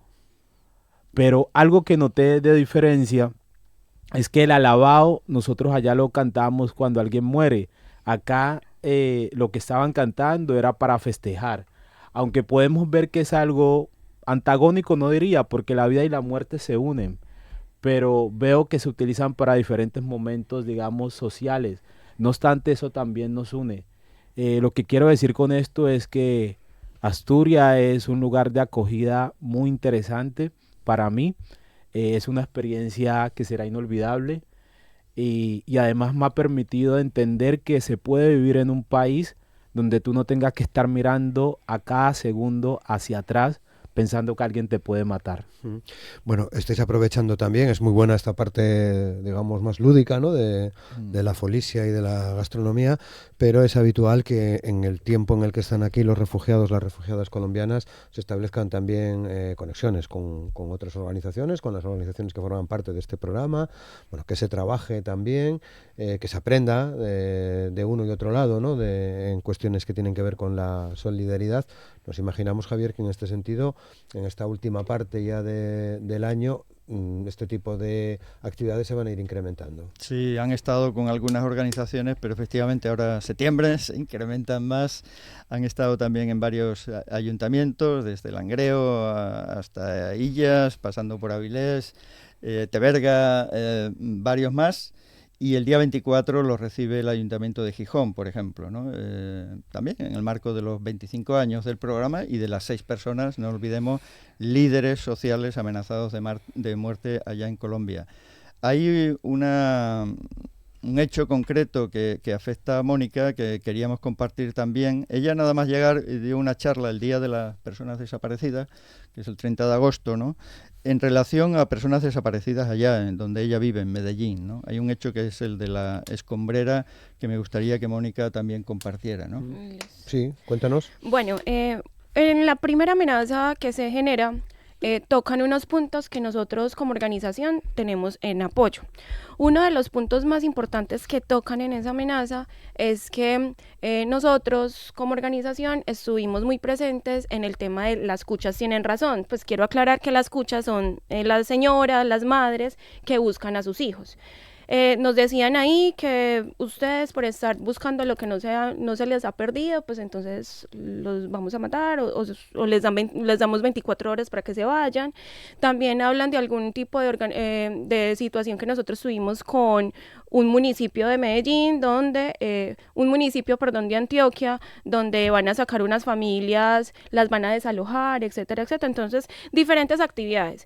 Pero creemos que la participación directa en lo de las cuchas tienen razón fue lo que más nos generó como ese riesgo. ¿Qué sucede? Más o menos ¿eso fue en qué año? En el 2002. En octubre del 2002 se hace una operación militar en uno de los barrios de Medellín. Primera vez que se hace una operación militar urbana, ¿sí? Una de las operaciones militares urbanas más grandes que hubo y que fue con ayuda del ejército y también de agentes paraestatales como es pues los paramilitares. Entonces, en ayuda de los paramilitares, el Estado iban señalando las casas donde iban a sacar a las personas porque las tachaban de que eran guerrilleros o que eran milicianos, cuando realmente no era así. Entonces, ¿qué pasó? Resulta que en diciembre del año 2024 se encuentran los primeros cuerpos hallados en una escombrera, en un lugar donde envían basura, escombros de construcción. O sea, imagínate, desde el año 2002 hasta hace poco, en el año 2024, todos los días, por la mañana y por la noche, se tiraban escombros. Se supone que ahí hay aproximadamente 502 cuerpos. Eso es lo que se tiene como en el tema jurídico. Pero en el tema que la gente evidenciaba, hay más de 1000 cuerpos ahí. Es probable que puedan haber más de 502 cuerpos. ¿Qué sucede? En diciembre se encontraron entonces 4 cuerpos. 2 de ellos se identificaron. Una es una joven que era activista juvenil del barrio y el otro era un joven con discapacidad que era ventero ambulante. Acá se determina que efectivamente esas personas que están enterradas ahí eran personas buenas, eran personas de buenos valores que querían también su comunidad, y da la casualidad de que esos cuerpos que se encuentran tienen tiros de gracia. Entonces, que efectivamente sí hubo una masacre en ese lugar, sí hubo una guerra y sí el Estado colombiano fue uno de los que también señaló a cada una de las casas para que mataran a esas personas. Entonces, con respecto a eso, en enero, un grupo de colectivos artísticos de la ciudad de Medellín, también sociales, etcétera, decidieron hacer unos grafitis que decían las cuchas tienen razón, para poder dar voz a ellas, ¿cierto? Como mostrar que efectivamente ellas no estaban locas, porque antes decían, eso era mentiras, ustedes están diciendo mentiras, ustedes están locas, ustedes no tienen unas bases jurídicas que respalden lo que ustedes dicen, y efectivamente sí les dieron la razón. Lo que pasó que nosotros como organización nos juntamos a nivel nacional para que replicaran ese graffiti, y efectivamente se vio la solidaridad también internacional. Hablamos con Países Bajos, que también hicieron unas actividades, hablamos con Berlín, en Nueva York también se hizo muchas cosas. Entonces eso sí tomó como un boom mediático muy importante, y que creemos que también pudo haber sido por eso. Claro, seguís en esa investigación y en esa lucha. Es evidente. Claro que sí. Claro, siempre hay que seguir en la investigación, en la lucha, y también demostrarles a ustedes cuáles son las luchas que nosotros tenemos en Colombia. También visibilizar a esas madres que siguen buscando a sus hijos, porque es que no son 4, o sea, son un montón que también deben seguir investigándolos, abriendo fronteras, abriendo caminos. Bien, la distancia en este tiempo ¿influye en otra forma de ver las cosas desde aquí, de lo que está pasando, por ejemplo, en tu zona del Chocó? Sí, pues estar acá, como lo dije ahora anteriormente, me ha permitido vivir, tener la experiencia que que la vida puede ser distinto en términos positivos, en temas de seguridad, en temas de exigir, en temas de luchar. Y llama mucho la atención porque, bueno, uno está dentro pues de un sistema monárquico, pero aún así, aunque está uno en una monarquía, vemos que algunos derechos como que se respetan más. En Colombia estamos dentro, en teoría, dentro de una democracia, pero aún la represión es muy fuerte con los líderes sociales, con las líderes sociales, con las personas que defendemos los derechos humanos, con los consejos de comunidades negras, con los cabildos indígenas. Es decir, la represión en un sistema democrático como el colombiano es muy fuerte para ser una democracia. O sea, el concepto de democracia se desborda, o el concepto de democracia pierde validez de acuerdo a muchas realidades que vivimos en nuestro país. Eso me permite ver que debemos seguir luchando, debemos de seguir en estos procesos de manera mancomunada, desde esas sentires culturales, desde ese sentido de humanidad, pero sin dejar de un lado la parte científica también. Creo que ponerle ciencia a la lucha es fundamental, entender cómo los pueblos actúan, para qué actúan. Pues yo soy antropólogo, la antropología me hace que cualquier acción que realice, la ciencia esté allí, porque eso también me permite medir, evaluar, analizar, evidenciar errores, también tenerlos en cuenta para unas próximas acciones, sean, digamos, de manera más concretas y contundentes. Pero algo fundamental que no puede perderse para mí en todo esto es el sentido de humanidad. O sea, el humanismo en todo debe estar. Entonces, estar acá, esa distancia se nota de manera positiva, pero también es un aliento a que podemos llegar a construir sociedades humanizadas, pueblos que luchen o pueblos que no tengan más bien que luchar para poder vivir. Es que a veces decimos, no, es que no es lo mismo, ¿no? Sí, a veces decimos, no, es que hay que luchar, hay que luchar. Yo creo que el objetivo es algún día dejar de luchar y que la vida sea posible. Creo que allá es donde debemos de llegar. Javier. Sí, a propósito de lo que nos comentaba Mónica ahora, cuando estuvimos la delegación asturiana este año a Colombia, 21 personas, recordamos, recorriendo territorios, en uno de ellos, en Bucaramanga en concreto, las compañeras de las organizaciones, entre ellas Adriana Lizarazo, que había estado en el programa asturiano, una abogada destacada de allá, nos llevó a ver los murales, estos de los grafitis que menciona Mónica, ¿no? En Bucaramanga, muy lejos de Medellín, ¿no? Se había extendido, ¿no? Ese mensaje a través de murales. ¿Y por qué nos llevaba? Porque llevaban 4 veces que los militares retirados, dicen, militares retirados, estaban borrando esos murales, estaban borrando la memoria, estaban borrando la escombrera, donde supuestamente hay 500 cuerpos, o los que haya, ya han descubierto 4, es decir, un lugar de exterminio. ¿Quién gobernaba en ese año que dice de la Operación Orión? El señor Uribe, ¿no? Uribe ha sido condenado allá en Colombia y tendrá que pagar por ello, pero no ha sido condenado todavía por estos hechos y otros mucho más dramáticos, de 6.402 personas según la JEP, ¿no?, de ejecuciones extrajudiciales. Así es que hay mucho por trabajar ahí, mucha lucha todavía, Gilson, por hacer por parte de ustedes y de nosotras, claro, ¿no?, en la misma línea. Pero nos ha recordado este episodio porque le está afectando directamente a Mónica, claro, ¿no? Una persecución que le viene por desterrar lo que está oculto, por buscar la memoria, igual que está haciendo en este estado, con mucha más distancia de tiempo, ¿no?, desde nuestra guerra española, pues muchas asociaciones, en algunos casos con éxito, ¿no? Sí. Bien, bueno, llegamos al final ya del programa. Seguro que tendremos ocasión de volver a charlar con vosotras en próximas semanas en torno a todos estos asuntos. Nos quedamos, Javier, si quieres, con esa convocatoria del domingo. El domingo 21 en términos de no a las guerras, ¿no?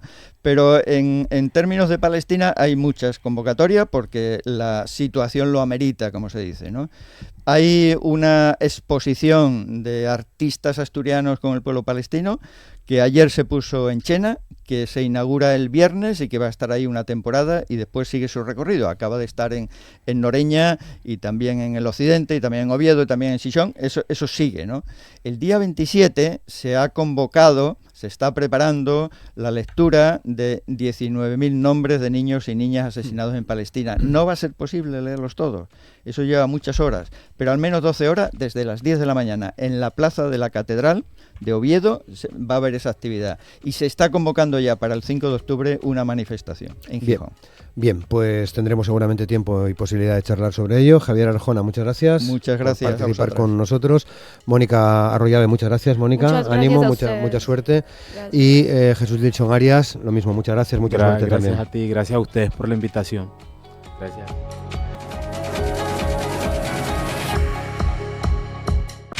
Hoy en esta entrevista del programa, en esta entrevista de Asturias al Día, vamos a conocer detalles de un festival que vaya por la 8ª edición, que se llama Rincones y Recovecos, el Festival de Artes Escénicas, que se va a desarrollar del 18, a partir de mañana jueves, hasta el próximo 20 de septiembre, en Laboral, Ciudad de la Cultura.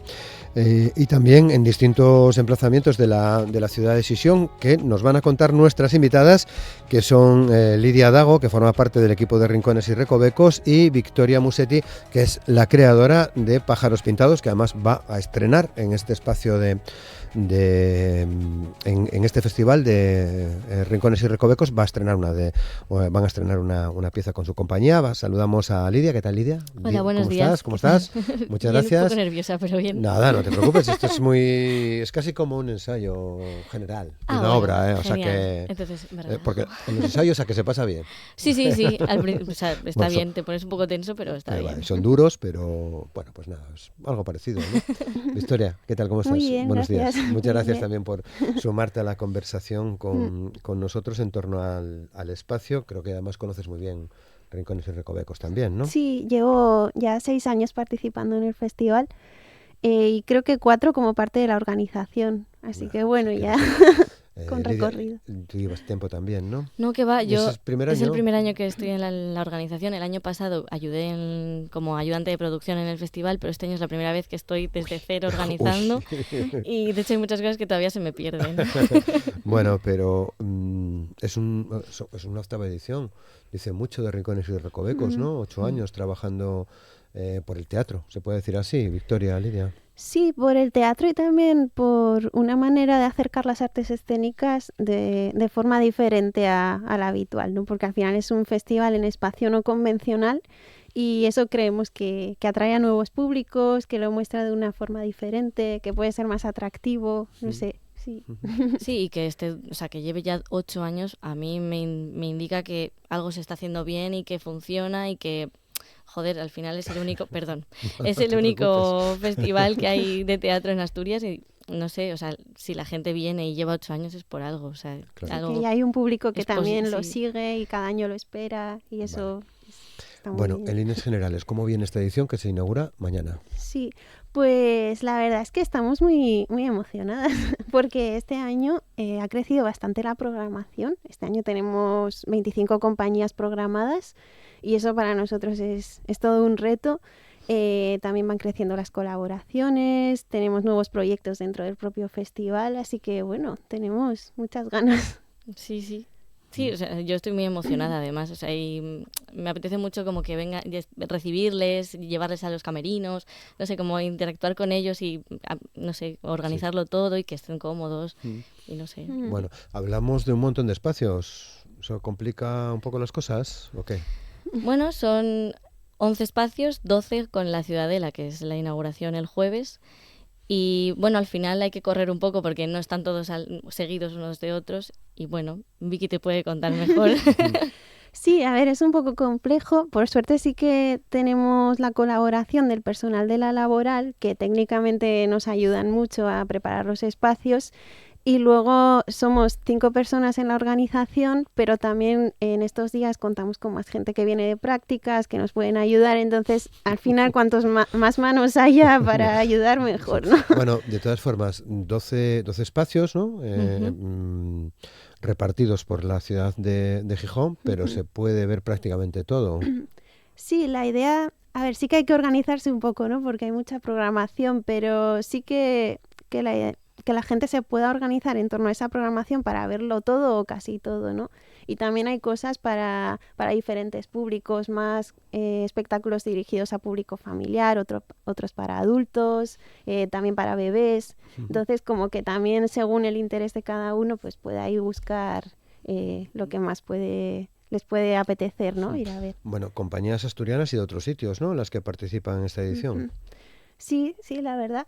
Bueno, tenemos de Castilla y León, de Madrid, de Navarra. ¿De Aragón también? Sí, de Aragón también. Sí. Sí, unas cuantas comunidades de La Rioja, que de hecho con La Rioja, bueno, hay un festival allí que se llama Escenario Insólito, con el que estamos haciendo una colaboración este año para Recovecos Insólitos, que bueno, no sé si No, está muy bien, cuéntanos. Bueno, pues esta nueva colaboración participa con este festival de La Rioja. Entonces se han seleccionado a 3 compañías asturianas que participan en Recovecos Insólitos y el público va a poder venir a ver las 3 con un abono y votar ahí cuál le interesa más, cuál puede ser la que puede participar el año que viene en el Festival de Escenario Insólito en La Rioja. Y a la vez en el festival de allí también se seleccionará un espectáculo para que el año que viene venga a Asturias. Vale. Y este año como espectáculo invitado viene A Ciegas de Peloponeso Teatro, de La Rioja también. De La Rioja. Vale, ¿qué compañías asturianas son las que están en esto?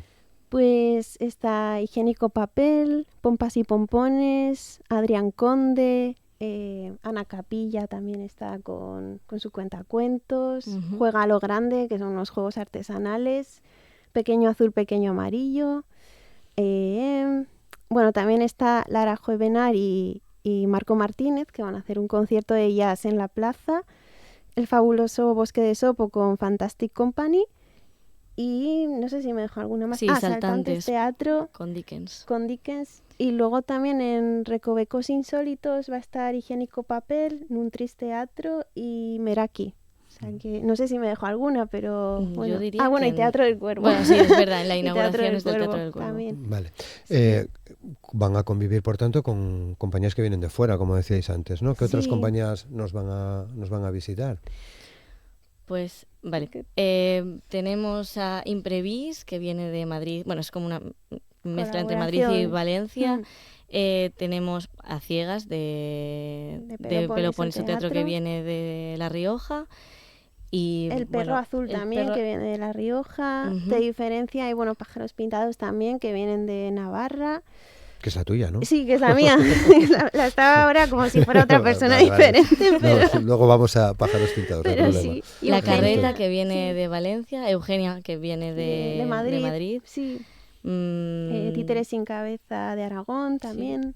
Sí. Bueno, decimos, o se puede decir que quien asista a Rincones y Recovecos se va a encontrar con lo más nuevo del teatro.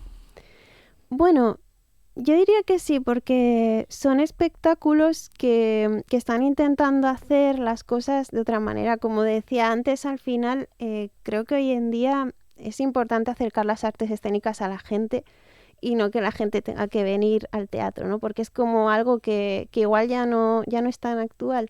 Y entonces son compañías que están intentando hacer las cosas de una forma distinta, espectáculos que se puedan adaptar a diferentes espacios, a diferentes públicos.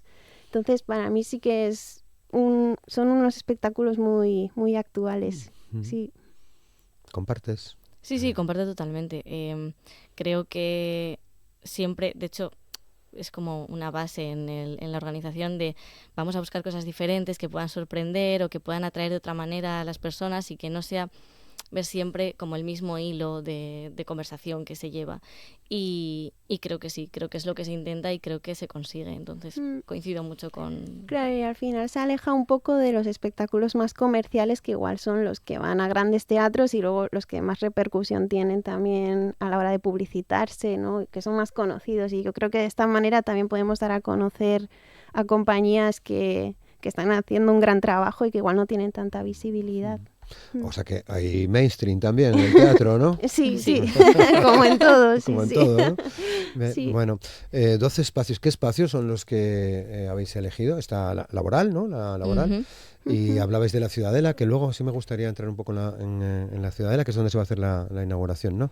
Pero ¿qué otros espacios se han elegido de la ciudad de Gijón? Bueno, eso es, en cuanto a la ciudad se desarrollan los espacios, siempre se ha hecho dentro de la laboral, pero este año sí que la inauguración se va a hacer por primera vez fuera, ¿no? Que es en el centro de la ciudad. Pero luego dentro de la laboral se utilizan diferentes espacios. Rincones. Sí, diferentes Y rincones recovecos, y ¿no? recovecos. Vale. Sí, algunos los traemos, como por ejemplo la carpa de Francis, que se monta ahí, la Petit Caravan también, que son 2 espacios en los que se programan... ¿Estarán en la plaza? Sí, estarán en la plaza, que se programan a diferentes compañías. También habrá un escenario central donde será el concierto. Luego, bueno, en la caja escénica también, en vez de utilizar el teatro como tal, utilizamos la parte de atrás del teatro. Como Qué guapo, ¿no? Sí, sí, sí. Bueno, las cocinas también. Sí, las cocinas, la lavandería. Hay el patio barroco que está como a la entrada, que tiene un jardincito con unas escaleras, que también es bastante suculento. Y también hay un jardín como hacia la izquierda por unos pasillos, que también va a estar ahí uno de los espectáculos de recovecos insólitos, porque es como muy... Pues eso, como si fuera un mini bosquecito ahí metido dentro de la laboral. La ESAD también participa con el Teatro Casona, donde va a haber un par de espectáculos. La sala de pinturas. La sala de pinturas, también. es verdad, de la laboral. Sí, la idea es buscar espacios en los que normalmente no se programa teatro, pero que en los que se puede hacer también, ¿no? Y ver de qué manera puede encajar cada espectáculo en ese espacio. Las cocinas, decíais, ¿no? La Sí, lavandería. la lavandería. Sí. Sí. Qué guapo. Y de hecho, Sí. incluso una compañía de Castilla y León trae como un títere gigante y va a andar por los pasillos de la laboral, que eso también es como, o sea, como espacio, el hecho de que una cosa tan grande pueda andar por esos pasillos es muy, no sé, muy interesante y seguro que va a impresionar, estoy segurísima. Sí, desde luego. Bueno, decíais que hay un poco de todo, ¿no? Hay Sí. teatro familiar, hay teatro para pequeños, bueno, hay una amplia gama, ¿no? Donde elegir y poder ver cosas nuevas. Por lo tanto, es muy abierto, ¿no? Entiendo que esperáis a público muy diverso, que hay que pagar tiene que pagar una entrada, ¿no? Que Sí. es, creo que además muy barata, ¿no? Sí, son entradas bastante asequibles de 4 euros y luego hay abonos, que por ejemplo está Rincones de Cuento, que hay un abono de 15 euros y por eso ¿Que te puedes permite ver todo? sí, Vale. puedes ver todos los cuentos, todo lo que está relacionado con esos Cosas rincones de para- cuentos. Y luego también, bueno, recovecos insólitos. Sí, que tiene su propio abono. Sí, eso es. Y creo que sí, porque creo que el abono de Recovecos Insólitos es como 15 euros, si no recuerdo mal, sí. Y luego están las más altas espectáculos. ¿Cómo las cenas? Es que- bueno, O sea, quedáis de cenar. Sí. A ver, ¿qué es eso? Explicarme eso. pues el viernes y el sábado tenemos unos espectáculos nocturnos, el viernes con Te Diferencia y el sábado con Eugenia Manzanera, y estos espectáculos incluyen cena. Entonces, por 30 euros ves el espectáculo y la cena, que la organiza el Patio. Sí. Entonces, O sea, que bueno, aquí, Sí, aquí sí, mismo tenemos. también en Laboral, ¿no? sí, Sí. eso es. ¿Es la primera vez que lo hacéis o ya se hacía en otras No, ediciones? alguna vez ya se ha hecho, por eso, igual de forma más pequeña, pero como se vio que funcionaba y a la gente le gustaba, o ir a tomar algo mientras se veía el espectáculo de noche, pues decidimos este año organizar con el Patio esta colaboración, ¿no? Y bueno, a ver qué tal. Pues seguro que bien, vamos, que es imposible escaparse del teatro. De No. rincones y recovecos No, en no, estos no. días, del No, 18 al seguro 20, que puedes encontrar algo que te interese. Vale, por la tarde, todos los días, mañana y tarde, ¿cómo los horarios Pues, más o menos? Mira, mañana inauguramos por la tarde a las 7 en la Ciudadela. Y luego el viernes sería por la tarde. Empieza el viernes por la tarde y luego el sábado todo el día. Y es hasta el sábado por la noche. Qué bien. Bueno, la Ciudadela, la verdad que qué guapo poder hacer la Sí. inauguración ahí, ¿no? Sí, la verdad, porque de alguna manera también es como expandir el festival, ¿no? Porque al final la Laboral puede parecer que está un poco apartada de la ciudad, pero forma parte de Gijón y de repente poder salir ahí, que la gente vea que el festival está presente, ¿no? ¿Con qué obra? Con Justina y Jacinta, que son 2 cómicas del siglo de oro, asturianas, Agustina y Jacinta. Sí, que van a empezar la fiesta. Son unos personajes muy, muy fiesteros, muy divertidas y que, bueno, van a animar a la gente a venir a Rincones y Recovecos. ¿Por qué habéis elegido la Ciudadela?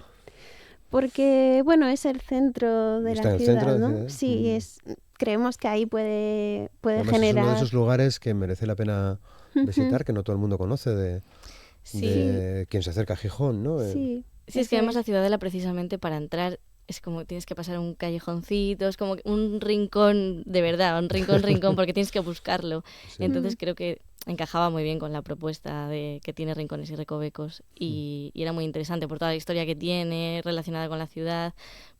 No sé, era como muy clave y nos encajaba muy bien. Sí, lo pedía. Sí, además buscar un lugar en el centro era el ideal. Sí, estábamos buscando y Sergio dijo, sí, es que aquí me lo pide, necesitamos que esté aquí. De hecho, intentamos ver si se podían hacer más cosas, pero es como, teníamos que encajar algo ahí sí o sí. Sergio Gayol. Sí, Sergio Gayol. Bien. Bueno, sois muy jóvenes. ¿Qué os ha traído al teatro? Lidia, decías que es tu primera, digamos, colaboración con Rincones y Recovecos, que habéis estudiado en la ESAD, ¿no? En la Escuela de Arte Dramático, pero ¿qué te ha llevado a la ESAD? ¿Qué te llevó? A la ESAD me llevó la pandemia. Sí, yo estaba estudiando en León en la universidad y Historia del Arte y decidí dejarlo porque pues quería hacer algo artístico porque siempre quise y vi que, o sea, llevaba como un año mirando que había pruebas de la ESAD aquí cerca de León, porque yo soy de León y nada, y al final acabé haciendo teatro porque siempre me había llamado y siempre me gustó la música y como tenía ese gusanillo y demás, pues quería aprender lo que era estar encima de un escenario, que se necesitaba. Y pues acabé haciendo teatro por eso, por mi propio gusanillo de yo quiero hacer esto. Y nada, hizo Sergio Gayol un curso en la ESAD y a partir de ahí le conocí y por eso he acabado aquí en Rincones y Recovecos, así a modo de resumen. ¿Y en tu caso, Victoria? Bueno, a mí siempre me interesaron mucho las artes escénicas desde pequeña, especialmente la música. Yo estudié algo de música y por eso luego decidí seguir con el bachillerato artístico y tal. Y ahí descubrí que me gustaba la creación. Apareció una carrera que era literatura y escritura creativa y me metí, la hice. En ese tránsito hice prácticas en el Festival Rincones y Recovecos y como que las artes escénicas volvieron a aparecer y a partir de esas prácticas es como que, bueno, se abrió un camino que a día de hoy pues es mi salida profesional y creo que mi vida, ¿no? Y desde entonces, bueno, pues he ido colaborando más con el festival, luego me metí en la organización, también tengo mi propia compañía y es como que cada vez me está absorbiendo más esto del teatro. Pero... ¿Qué es Pájaros Pintados? Sí, ¿no? Pájaros Pintados. ¿Cuánto tiempo llevas con ella? 3 años. 3 años. Sí, sí. ¿Y bien? Sí, muy bien, muy contenta. Y eso, y de hecho en el festival vamos a estrenar... Vais a estrenar, ¿no? Vais a estrenar Lanterne, la linterna mágica. Sí, eso es. Cuéntanos.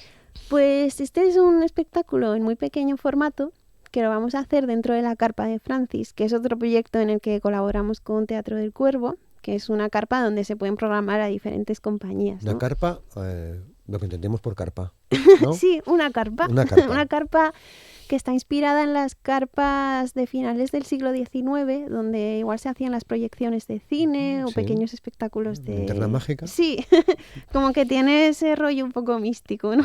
Sí. Y entonces, bueno, teníamos ganas de estrenar algo propio en la carpa y entre las 3 compañeras que hemos hecho el espectáculo, que son Maya Ansa, Manuela Orbegozo y yo, decidimos crear este espectáculo, Lanterne, la linterna mágica, que es una mezcla entre teatro de objetos y luces y sombras. Y bueno, es muy pequeñito, es para todos los públicos. Estamos con muchas ganas de estrenarlo, también un poco nerviosas. Bueno, lógico, ¿no? Sí, que haya un poco de vértigo, ¿no? Sí, pero tenemos ganas de que la gente lo vea, porque al final necesitas probarlo con gente, ¿no? También, y ver cómo funciona, cómo puede evolucionar. Claro, es toda la obra creación vuestra, es decir, no adaptáis ningún texto ni nada, ¿no? No. Sí que es verdad que nos hemos inspirado en algunos relatos que tienen que ver con la creación de la luna y el sol, relatos de la mitología, y a partir de eso hablamos de las luces y sombras, también de qué es la luz, ¿no? Que en relación a los sueños, a la ilusión y de qué es lo importante, ¿no? Bien, estrenáis en Rincones y Recovecos. Sí. ¿Qué día? El viernes vamos a tener varios pases, a las 5:30, 6:30 y 8, y el sábado también 5:30, 6:30 y 8. Es un estreno por todo lo alto. La vais a rodar bien, ¿no? Sí. Ya aquí, porque luego me imagino que tendréis planes, ¿no? Para bueno, pues para seguir con la obra, ¿no? Sí, me parece que en Navidades la vamos a poder hacer dentro de la carpa también, que creo que se va a programar en Gijón, y luego en Navarra la estrenaremos en enero, y bueno, todo lo que pueda salir. Claro. Sí. Es difícil para una compañía como la vuestra, una compañía joven, ir haciéndose un hueco. Sí, la verdad, es complicado porque, bueno, ya es complicado para todo el mundo, pero claro, cuando ya hay compañías que están un poco más asentadas, hacerse un hueco ahí, como hacer ver que tu trabajo también es de calidad o profesional, cuesta. Que lo es. Sí, o acceder también a las ayudas, porque muchas veces dependemos también de subvenciones para hacer los proyectos. En este caso no, porque era un proyecto muy pequeñito, pero para otros que son más grandes hace falta, ¿no? Y bueno, es complicado. Yo después de 3 años es cuando empiezo a ver un poquito los resultados y con la sensación de que me está yendo bien, ¿no? De que en sí no me está costando tanto como podía costar. Ayer que estaba con nosotros el director escénico Sandro Cordero, porque estrena precisamente hoy también el Filarmónica en Oviedo, hablábamos o nos contaba la necesidad de un circuito, ¿no? De que hubiese un circuito profesional estable para, bueno, pues poder ir viendo los espectáculos, pero sobre todo como colchón para las compañías y que se pudiese desarrollar, ¿no? En el ámbito del Estado, ¿no? Sí, es que es muy complejo porque también al final hay muchos artistas, muchas compañías, igual no hay los suficientes espacios o espacios de programación para poder realizarlo y también cómo filtras ahí, ¿no? ¿Qué compañías pueden ir a tu teatro o a tu espacio? Es complejo, sí, y sí que hay necesidad como de estabilizar un poco eso, porque al final, pues un poco lo que decíamos antes, hay proyectos que son más comerciales y quizás tienen más cabida por la repercusión, ¿no? Pero hay otros que también son muy válidos y igual no tienen tanta visibilidad. Desde luego, Lidia. Y en tu caso, ¿qué planes tienes? Además de Rincones y Recovecos, estás participando, entiendo que con la compañía de Sergio Bayol, ¿no? Sí, trabajo con la compañía de Sergio también. ¿Pero en la producción o cómo? Sí, bueno, en verdad como es sí, lo que me toque, chica para todo. Sí, como es una compañía pequeñita en realidad, pues ayudamos todos con lo que podemos, porque si no al final no se hace un equipo con nada. Entonces, pues si hay cosas de producción, se ayuda. Si hay que firmar un papel, se firma. Si hay que, no sé, recoger el local, pues se recoge. No sé, yo colaboro con todo. Y también estoy como actriz en la compañía, pues con pequeños proyectos, como el cuento de Navidad que hacemos por Navidad. Voy a hacer ahora el Jardín de Olivia, que es una coproducción que tienen con Pájaros Pintados, también Teatro del Cuervo. Y estoy en Destroyando, también hago un poco de chica de los recados. Y nada, sí, haciendo pequeñas cosas, aprendiendo, porque en verdad acabo de empezar, o sea, llevo 1 año, no sé nada, por decirlo así. Y eso, y voy haciendo poco a poco cosas, metiéndome ahí como claro, pero como lo que estás viendo te está enganchando totalmente, sí, ¿no? Me encanta. O sea, es como el frenesí al principio, como que te puede abrumar y es no parar, pero tiene algo que dices, tengo que seguir aquí y me gusta y no sé, y quiero seguir formándome y experimentando y buscando otras formas de hacer y sí, de momento sí, no tengo el camino cerrado ni nada, así que Perfecto. Qué gusto escucharos con esas ganas, ¿no? Y que no se pierdan, ¿no? Esperemos que no. Que no se pierdan, No. claro. Muy bien. Bueno, por lo tanto, Rincones y Recovecos a partir de mañana. La inauguración, no sé si dijimos la hora. A las 7. A las 7 en la Ciudadela. Bueno, hay un programa donde está todo muy, muy detallado para quien le interese participar, ver las obras a partir de mañana y durante todo el fin de semana, ¿no? Sí, y que si quieren, tenemos la página web donde está el programa también las entradas están disponibles en la web de La Laboral. O sea, que hay bastantes... Sí, que bueno, en además nuestras redes web, sociales también estamos y desde la web hay enlaces hacia todo. O sea, claro. Entrar ahí tienes toda la información. Y bueno, y quien quiera cenar y ver teatro... También, claro, sí. Que aproveche, totalmente ¿no? invitados. Oye, una cena de un viernes o un sábado y pasarlo bien. Y dejarse llevar, ¿no? El teatro tiene claro. mucho de eso, ¿no? Sí. También. Sí, incluso también pueden venir por la tarde a ver otros espectáculos y luego ir a cenar y ver este otro. Sí, O sea sí, es un plan distinto, sales de la rutina. Yo creo que está muy bien planificado. Muy bien, desde luego que sí. Bueno, en vano son 8 ediciones y que vengan muchas más. 26 espectáculos, son unos cuantos, la verdad. Así que a partir de mañana, día 18 y hasta el 20, tenemos este Festival de Artes Escénicas en Espacio Singular, Rincones y Recovecos. Eso es.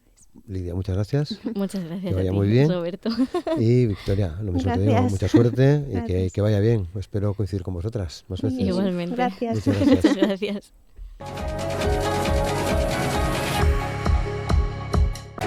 Y güey, vamos a cerrar el programa, vamos a cerrar este Asturias al Día falando de estrunfismo, que yo creo que se puede decir así, aprovechando que tengo aquí en Esmanes los estrunfinos prietos.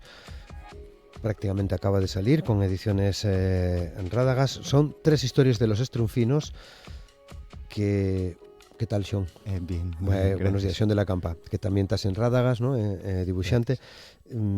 Tenemos que decir que esto deriva de los pitufos. A ver, sí, en cuéntanos cómo fue toda esta historia del estrunfismo. El estrunfismo, a ver, el estrunfismo tiene que ver con los estrunfinos. Los estrunfinos y el término que utilizamos en asturiano para hablar de lo que en castellano se conoce como los pitufos y en inglés como los Smurfs. El original en francés es Schtroumpf y del original en francés nosotros agarramos la palabra, asturianizámosla y pusimos estrunfinos y estrunfinos y nada, llevamos por el segundo álbum y estamos muy contentos. Sí, claro, para llegar a el estrunfismo, que ya es lo primero que se publicó, ¿no? Con Rádagas hubo un trabajo. Hubo mucho trabajo. Pues no es tan fácil, esto no es fruto de una casualidad, vaya. Tuvimos que superar muchas pruebas, como las 12 pruebas de Asterix. Fai 2 años o así, na editorial estábamos hablando de la posibilidad de publicar un cómic en asturiano que fuese icónico al estilo de Asterix y de Tintín. Lo que pasa que, claro, se nos acababan las opciones porque esos dos ya estaban agarrados por otras editoriales que tienen varios álbumes. Entonces, en ese Storm Session que hicimos en la editorial, ocurrióseme a mí precisamente los estrunfinos, los pitufos, que todavía lo llamamos así, porque para mí, por la edad que tengo, fue generacional, principios de los 80, y yo leí mucho de eso. Y bueno, después de un poco de discusión editorial, decidimos, vamos a hablar con la casa madre en Bruselas, porque Mesón Pello está en Bruselas, y vamos a entrugar. A ver, en los estrunfinos hay una tradición de publicar álbumes en llenguas minoritarias, aparte de las llenguas, digamos, de más puxo, también es publican en bretón, en corsu, no sé, en catalán, en alsaciano, en un montón de cosas. Entonces, mira que se arriesguen, ¿eh? Sí. Sí, bueno, y una forma primero de llegar a un público de una manera más cercana, porque claro, como más de la tierra, y yo, en todos estos personajes tan icónicos, hay mucha gente que tiene un afán de completismo tremendo. Entonces, el que lo tiene ya en español, en francés y en ruso, quiere tenerlo en alsaciano y en frisón y en lo que salga. Entonces, a la empresa interesa, o sea, a la empresa, a lo que lleve Bruselas, a lo que lleve Pello y su industria, interesa ahí. Entonces pusieronnos una serie de condiciones que quieren complicadines, porque tiene que ser una edición pues con una calidad concreta, tiene que haber una edición, un número concreto de tirada y demás. Y yo, una vegada que conseguimos el plazo, y yo hice la torna de los dos, la traducción, la traducción tiene que pasar el visto bueno de Bruselas. También una vegada que acabo la traducción hay que mandarla a Bruselas y ellos tienen que verificar que no decimos cosas que puedan ir en contra de lo que son sus valores. Lo cual no deja de ser gracioso, porque yo no sé si que tienen ahí un inmigrante asturiano que lo verifica, porque obviamente el guión está en asturiano, pero claro. Bueno, eso incluye también los dibujos. Los dibujos lo que nos dieron lle un banco Vale. de datos de imágenes tremendo, y desde ahí podíamos hacer todo lo que quisiésemos para lo que lle es publicar, promoción y tal. Y yo nosotros lo que estamos, aunque podríamos hacer otras cosas, lo que estamos haciendo lle es publicar los álbumes clásicos. Los álbumes clásicos, bueno, el que tienes en la mano, que lle el segundo, ese parece que salió a principios de los 60, y los Estrunfinos Prietos, que lle el primero, salen en los años 50. Entonces, siguen siendo muy actuales en el sentido de que son graciosos, tienen crítica social, porque tienen crítica social, siguen apelando a la gente. Quiero decir, un niño, un guaje, o incluso un adulto que lo lleva ahora, va a ver que son muy prestosos y que se pueden, quiero decir, que siguen siendo muy modernos, pero realmente son muy clásicos. O sea, tienen más años que yo, que tú y Claro. que mucha gente. Nel guión, de alguna manera pasen cosas en Asturias. Lo que hicimos, yo para hacer la traducción, lo que hice fixame en tres traducciones. Fixame en la traducción en castellano, la traducción en catalán, en portugués y en inglés. Entonces, una cosa que queríamos, que me di cuenta rápidamente, que todos los tornes que fan a otras lingües rápidamente fan los locales, o sea, fan de les coses del sitio.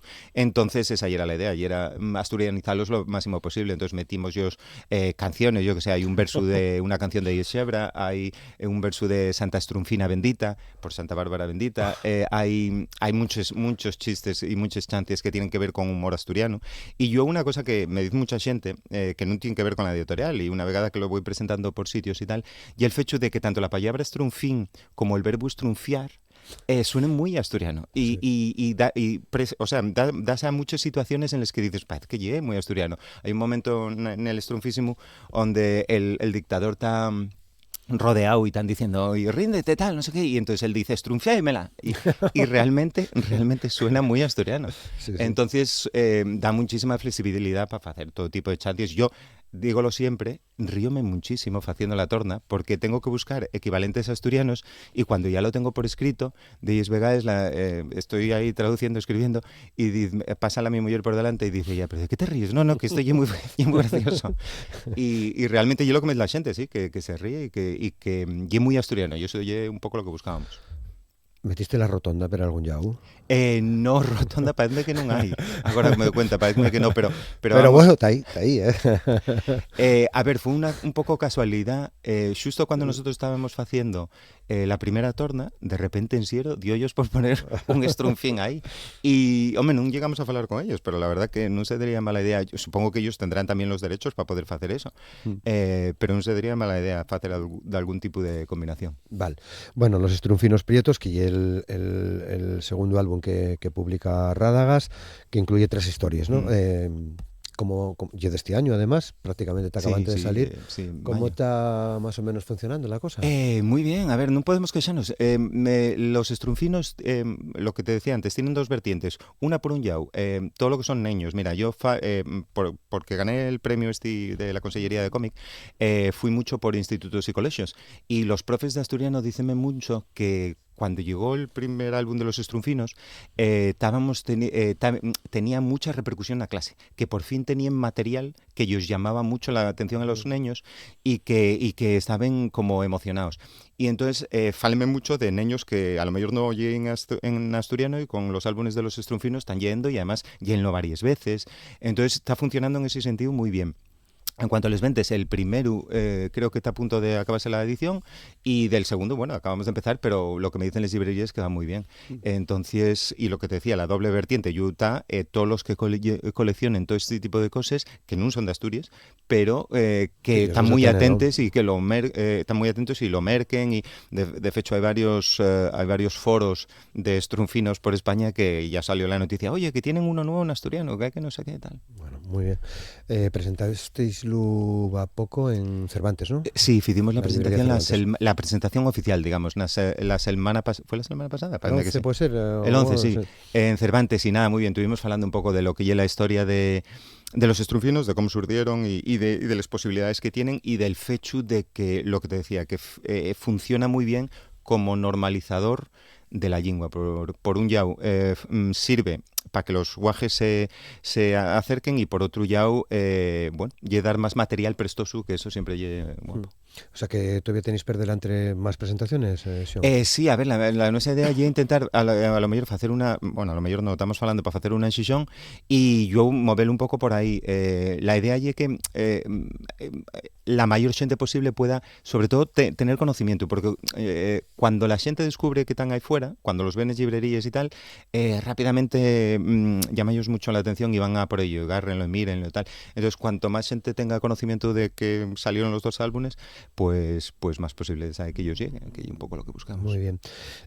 Y bueno, vendrán más, ¿no? Vendrán más la nuestra aventuras. Idea, a ver, todos los que podamos y todo lo que nos dure la editorial, la nuestra idea es publicar. De hecho, estoy ahora con la torna del siguiente que queremos sacar. La nuestra idea es sacar todos los que podamos.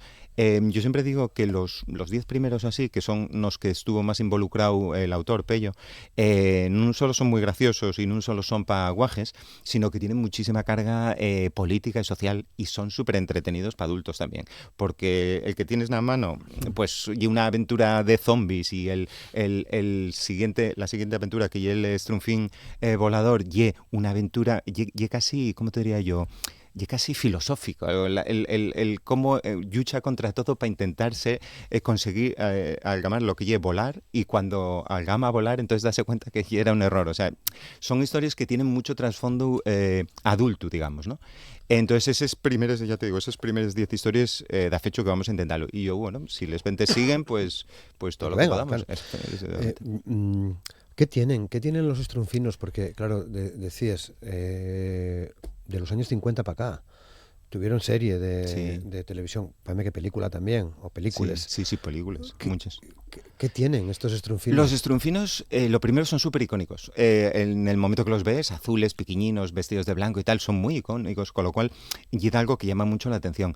Y yo hay que pensar que de alguna manera Pello, sin querer, algamó conectar con el público de una forma tremenda. Los Strunfinos nacen en un álbum de Johan y Pierre Louis, que eran otros personajes que había creado Pello, y son como secundarios. Lo que pasa que llega un momento que tienen tanto éxito que la editorial dice al propio Pello que dice que abandone a Johan y Pierre Louis, que eran los personajes originales, y que se dedica a hacer Strunfinos porque vende muchísimo, Y yo lo que te digo, yo creo que y un poco mezcla de esa mitología europea, lo que son los duendinos, los trasguinos y tal, que todos de alguna manera tenemoslo metido desde pequeños, y yo resultan muy icónicos. Azules, de blanco, el Strunfón va vestido de vermelho, viven en setes, no sé, y como todo resulta muy icónico. Y realmente, yo creo que son de los más conocidos en el mundo. O sea, tú puedes ir, no sé a dónde cita, a Bangladesh, y vas a encontrar Strunfinos. O sea, todo el mundo sabe lo que es un Strunfín.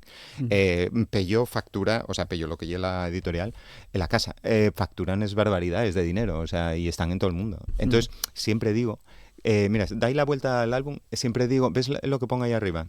Los Strunfinos. Que el asturiano tenga su propio logo de los Strunfinos, hecho por Bruselas, o sea, por la casa madre, ponnos en el mapa. Tú, si te metes en la página web de los Strunfinos mundial, aparecen todas las versiones con el logo de Strunfinos, Pitufos, Puffy, que se dice en italiano, Smurf, no sé qué. Todos los logos oficiales. Bueno, pues el asturiano está ahí con su propio logo y los Strunfinos. Y eso, de alguna manera, ponnos en el mapa como lingua, como sitio. Y la verdad que presta muchísimo. Mereció la pena el trabajo, ¿no? Sí, mereció la pena el arriesgarse, sobre todo, porque cuando falábamos oye, intentamos con los Strunfinos, todos al principio decimos, joder, van a reírse de nosotros, van a decir, el asturiano, pero eso que... Y no, al final, oye, dijeron, no, sí, si cumplís estas condiciones, si lo sacáis adelante. Y la respuesta del público, maravillosa. O sea, qué bien, no podemos quejarnos. Qué bien. Bueno, muy contentos por tanto en la editorial, en Rádagas, que ya singular también, sí, lo que hacéis, ¿no? Rádagas intenta especializarse, digamos, en una literatura en asturiano que esté muy cercana a lo que lleve el público, que busca un poco eso, da satisfacción a ese público que lleve en asturiano o no, y que busca cosas diferentes, y creo que estamos consiguiéndolo.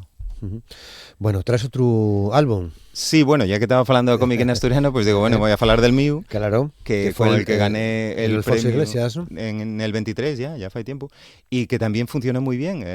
Además, decíatelo ahora fuera de antena, fai un segundín, una de las cosas que más me presta es que a ese cómic está acercándose muchísima gente que no fala asturiano ni lle en asturiano, y que ellos llama la atención y que son capaces de acabar leyéndolo. Decíame un rapaz de Madrid, bueno, utilicé un traductor de internet y tal, pero bueno, prestóme muchísimo, está muy bien, a ver cuándo saques otro. Y eso presta, porque la mi idea es hacer cómic, gústame hacer cómic, pero intento, y también lo que quiero llevar el asturiano al mayor número posible de gente. Entonces, piensa que la mayoría de los asturianos no estamos alfabetizados, no, que ya el asturiano. Pero con un poco de voluntad y con lo que oíste en casa, es muy fácil sacar lo que dice ahí. Y si crees material lo suficientemente atractivo para que la gente quiera acercarse, pues nada, pues eso es lo que buscamos. Vale. Firmeslo como Gurriapu. Como Gurriapu, sí. Yo, como Pello, que no se llamaba Pello, una cosa que me presta mucho del cómic clásico europeo y es que los autores no utilizaban el sonome. Normalmente no utilizaban el sonome porque se avergoñaban de ser autores de cómics, porque ser autor de cómics siempre fue un poco como lo peor del mundo. Ahora no. Ahora no, pero en su momento sí. Entonces no firmaban con los nombres de verdad y solían tener nomatos con los que utilizaban. Entonces yo, que escribo y fago tres cosas, escribo con el mío nome, Sean de la Campa, pero cuando lle el tema de cómic utilizo Gorriapu, que lle también mi nick en internet, en Twitter o como se llama ahora, y préstame esa idea de eso, de tener el nomatu como, pues, no sé quién decirte, Han, el de Super López, pues no se llama Han, se llama Juan López. O Hergé no se llamaba Hergé tampoco, se llamaba Georges Remy. Pues préstame la idea de tener el nomatu como autor de cómic. Y la toginia a la hora de dibujar, muy vencellada, entiendo, a Hergé, precisamente, ¿no? Bueno, en ese álbum probablemente hay mucha influencia de Hergé y de Jacobs, que es el creador de Blake y Mortimer, que a lo mejor no es tan conocido en España, pero que son unos grandes del cómic europeo. Y sí, la verdad que yo tengo dos almas, que son una el cómic europeo y otra el cómic de superhéroe americano, que me gusta muchísimo también. Durante mucho tiempo dibujé mucho en ese estilo, pero reconozco que ese estilo, no sé, a lo mejor está demasiado vencellado a cosas americanas, no solo cosas americanas, sino a mucha batalla y a mucha lucha. Y a mí, precisamente, préstame más lo que pasa en el mío cómic, que yo un poco el discurrir de un misterio de manera pausada y tranquila, un poco a lo Hércules Poirot.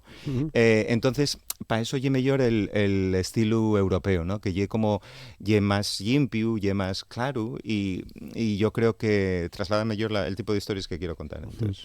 Bueno, estás posigando el cómic en asturiano. De hecho, ganaste el Alfonso Iglesias de cómic en el 23. Hay mucha gente, o hay gente, que se está dedicando a ello. ¿Cómo lo valores eso?